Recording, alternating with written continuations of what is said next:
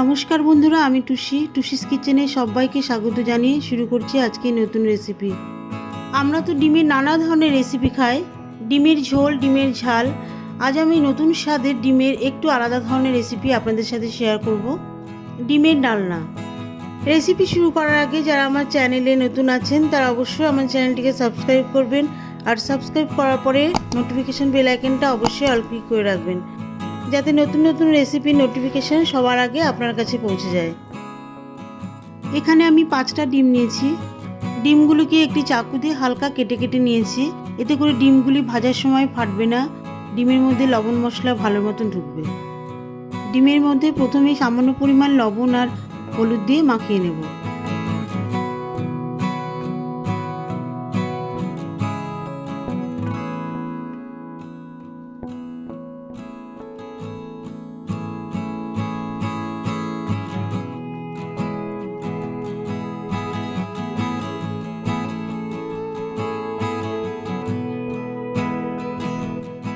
ডিমের সঙ্গে নিয়েছি আলু।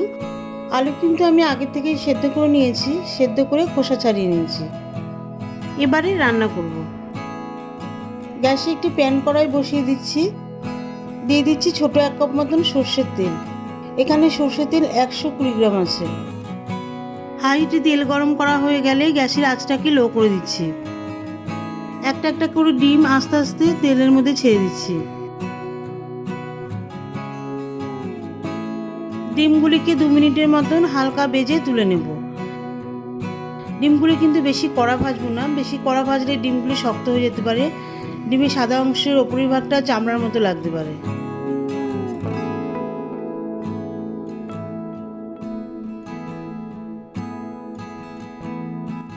ডিমগুলি হালকা ভাজা হয়ে গেলে ডিমগুলিকে তুলে নিয়ে আলু দিয়ে দিচ্ছি।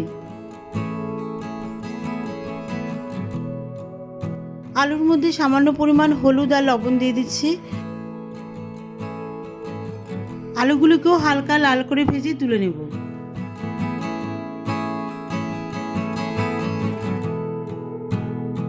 যেহেতু আলুগুলি আগের থেকেই সেদ্ধ করা আছে, তাই এখানে আমি আলু বেশি ভাজিনি। ভাজা আলুগুলি তুলে নেওয়ার পরে ওই তেলেই ফোড়ন দিয়ে দিচ্ছি 1/2 চা চামচ গোটা জিরে, 4-5টা ছোট এলাচ, একটা বড় এলাচ, একটা শুকনো লঙ্কা আর 4-5টা লবঙ্গ। সবগুলো একসাথে তেলের মধ্যে ফোড়ন দিয়ে দিচ্ছি।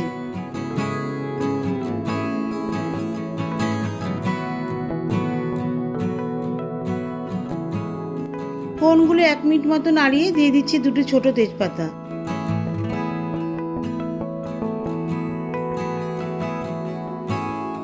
সব ফোড়নগুলি ভাজা হয়ে গেলে যখন খুব সুন্দর একটা ফ্লেভার আসবে, এবারে দিয়ে দিচ্ছি একটি বড় সাইজের পেঁয়াজ কুচি। পেঁয়াজ কুচি দেওয়ার পরে গ্যাসের ফ্লেম মিডিয়াম করে দিয়েছি। মিডিয়াম হিটে পেঁয়াজ কুচিগুলি বেশ 3-4 মিনিট ধরে লাল বাদামি করে ভেজে নেব। কুচনো পেঁয়াজগুলি লাল বাদামি করে ভাজা হয়ে গেলে দিয়ে দিচ্ছি একটা বড় পেঁয়াজ বাটা। এর সঙ্গে দিয়ে দিচ্ছি 1 চামচ আদা রসুন বাটা। আদা রসুন বাটা আমি কিন্তু এখানে বেশ ভর্তি করেই দিয়েছি। সঙ্গে দিয়ে দিচ্ছি একটা ছোট পাকা টমেটো কুচি। এই সব মশলা তেলের মধ্যে 3-4 মিনিট ধরে ভালো করে কষিয়ে নেব, যাতে মশলার মধ্যে যে জল থাকে সেটা তেলের মধ্যে শুকিয়ে যায় আর মশলাগুলি ভালো মতন কষে যায়। এই সব মশলা কষানো হয়ে গেলে 1 চামচ করে ধনে গুঁড়ো আর জিরে গুঁড়ো একসঙ্গে দিয়ে দিচ্ছি। সঙ্গে দিয়ে দিচ্ছি 1/2 চামচ মতন হলুদ গুঁড়ো, 1 চামচ কাশ্মীরি লঙ্কার গুঁড়ো। কাশ্মীরি লঙ্কার গুঁড়ো দিলে কিন্তু গ্রেভিতে ঝাল হয় না, গ্রেভিতে সুন্দর একটা খুব কালার আসে। সেই সাথে দিয়ে দিচ্ছি 1/2 চামচ মতন শুকনো লঙ্কার গুঁড়ো। আর পেঁয়াজ বাটার বাটিতে সামান্য জল মিশিয়ে দিয়ে দিচ্ছি। এবারে সব মশলাগুলোকে আবারও 2-3 মিনিট ধরে কষিয়ে নেব।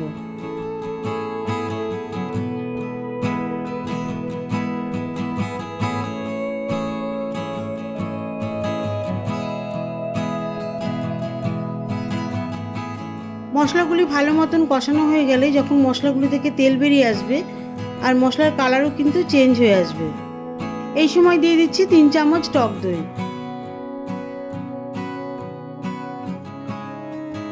আর এর সঙ্গে দিয়ে দিচ্ছি হাফ চামচ মতন চিনি। চিনি দিলে কিন্তু গ্রেভিতে সুন্দর একটা স্বাদ আসে, গ্রেভির কালারও কিন্তু খুব সুন্দর হয়।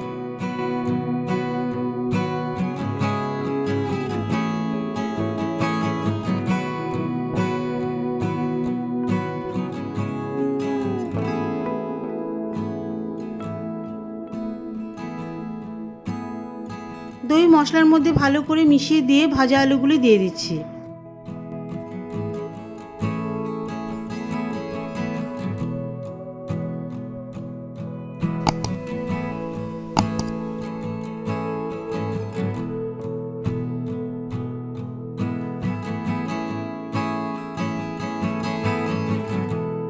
ভাজা আলুগুলি মশলার মধ্যে আরও 2-3 মিনিট ধরে কষিয়ে নিয়ে দিয়ে দিচ্ছি 1.5 গ্লাস জল।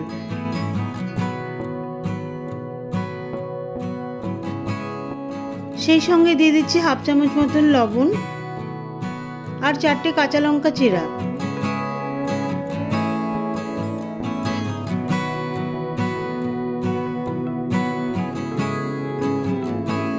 এবারে ভাজা ডিমগুলি একটা একটা করে ঝোলের মধ্যে ছেড়ে দিচ্ছি।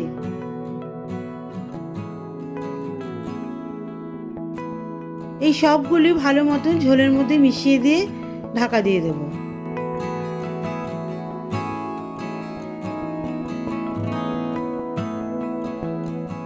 পাঁচ মিনিট পর ঢাকনা তুলে নিচ্ছি।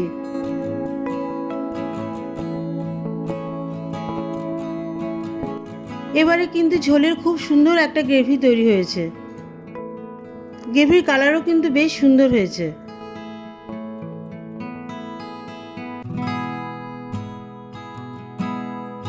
সবশেষে হাফ চামচ মতন গরম মশলা আর 1 চামচ লিকুইড ঘি মিশিয়ে দিচ্ছি।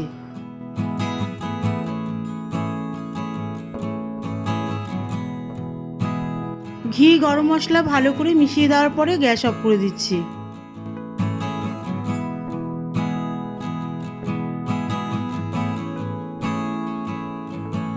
ডিমের ডালনা রেসিপিটা কিন্তু দেখতে কিন্তু খুব সুন্দর হয়েছে বন্ধুরা।